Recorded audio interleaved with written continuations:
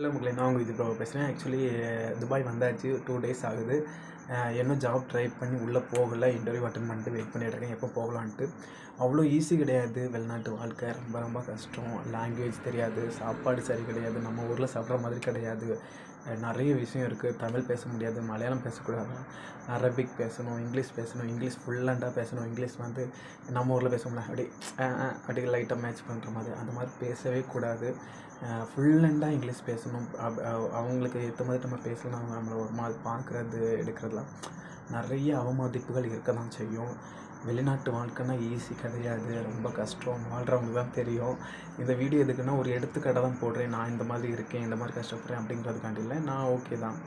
அதே மாதிரி நான் ஒரு கெஸ்ட் ஹவுஸில் தான் இருக்கேன். கார் டிரைவர்ஸ் அவங்க வந்து ஹிந்தி, அப்புறம் வந்து அரபிக், அவங்க நம்ம லாங்குவேஜ் பேச தெரில, இங்கிலீஷ் பேச தெரில, ஒரு சில விஷயத்தினால ஓகே அப்படின்னு இருக்குது.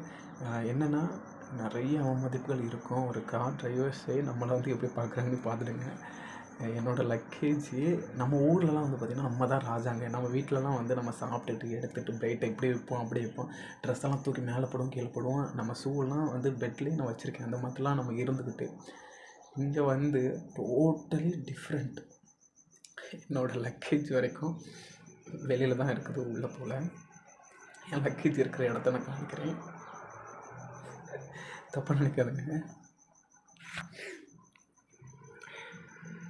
இதோ இங்கே தான் இருக்குது என்னோட லக்கேஜ்.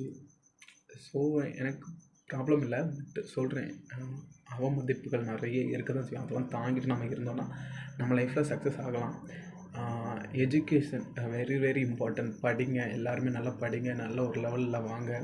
யாருக்கையும் நம்ம இருக்கக்கூடாது. நம்மளோட சுயமரியாதை ரொம்ப முக்கியம்.